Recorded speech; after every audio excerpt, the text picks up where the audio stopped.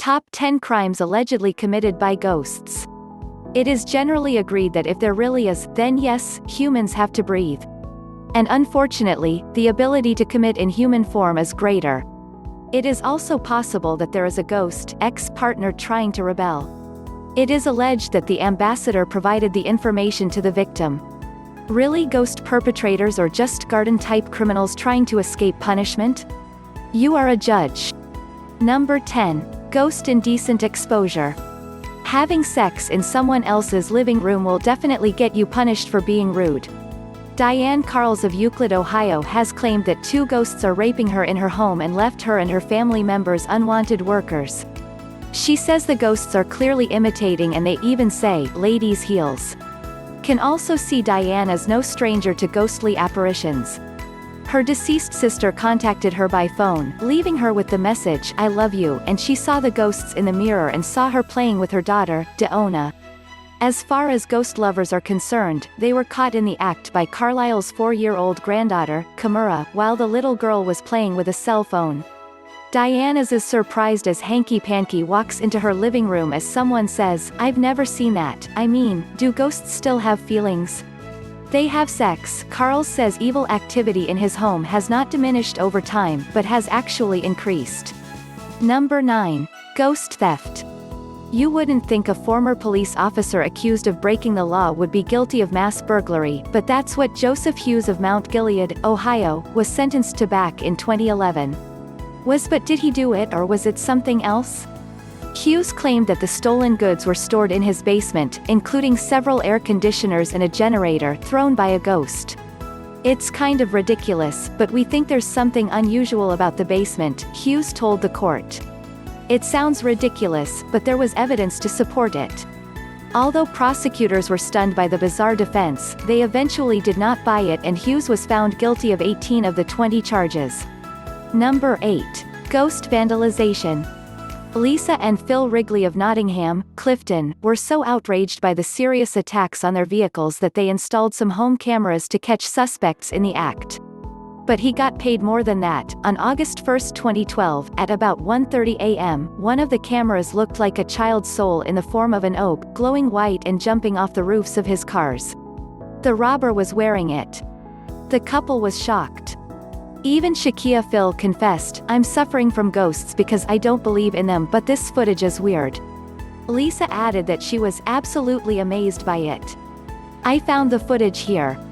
It's an image of a little child of about 4 or 5. It's a ghost, it's done." Mrs. Wrigley in particular. It was believed that this was no ordinary child because his dog would always bark if there were people around, but he did not wake the family that night. After finding no signs on the cars after the incident, the Riggs finally decided not to pursue the past for criminal damages. Number 7. Ghost harassment. Harassment of any kind is annoying enough, but not even able to see your thugs?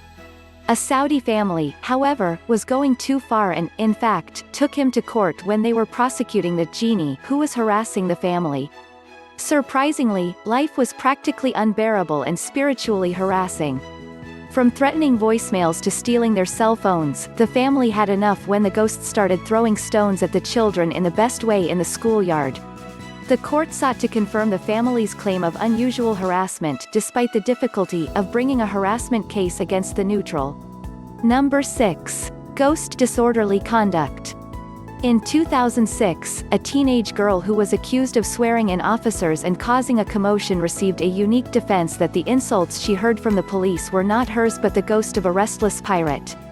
"It wasn't me, it was a pirate," shouted 18-year-old Thomas McGeer from Glasgow, Scotland. As it was being charged together, Sheriff Rajni Swaney was fascinated by the bizarre story, and MGA's lawyer, Andrew Kennedy, told the court that his client was outraged because he claimed to have just seen a ghost. Although McGeer admits to violating the peace, he denies being under the influence of alcohol or drugs and says he was guilty of a ghostly influence.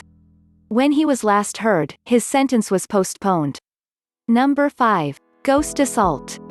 Sometimes the victim is just a pain in the emotional sense, but sometimes it goes a little further.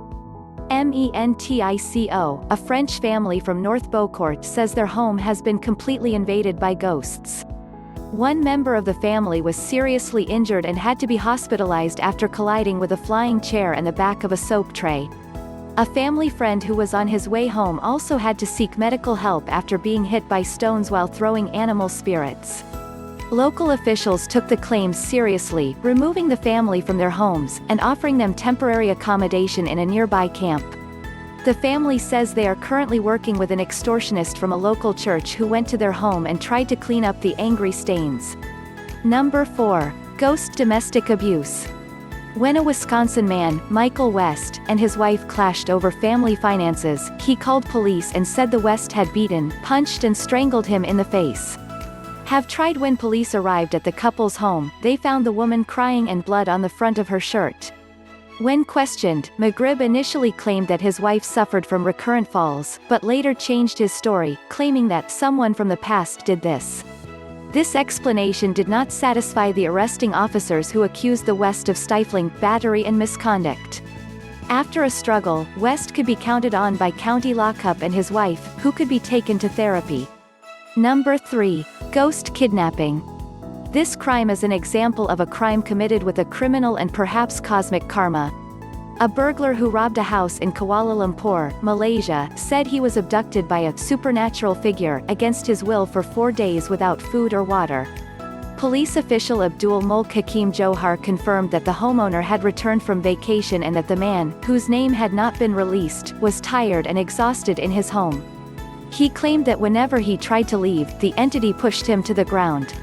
An ambulance had to be called for such a pedophile who would think twice before trying to break in and enter. Number 2. Ghost rape.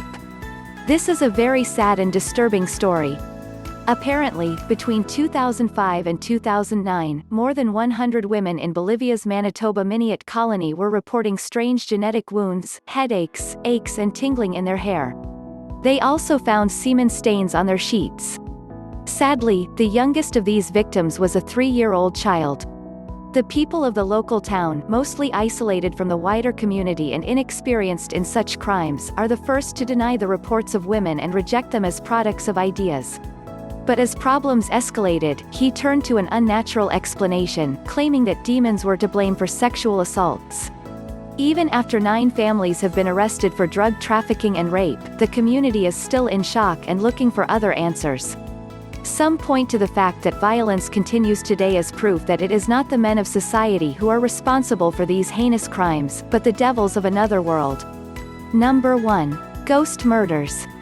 One can hardly imagine a monster bigger than a mother that kills her own children. Niana Patel of East Asheville, North Carolina, was arrested in late August 2011 on charges of murdering her 2 sweet and outgoing daughters, 8-year-old Jay and 4-year-old Pia. Worst of all, the killings were horrific. Patel's husband, Lalu, discovered her as soon as he got home. He brazenly said 911, but it was too late. Ja had already died and Pia had died at a nearby hospital. According to investigators, when asked about her motives for the heinous crime, Niana would only tell police that the ghost killed her children. She added that she did not want to live and refused treatment for her self-inflicted wounds.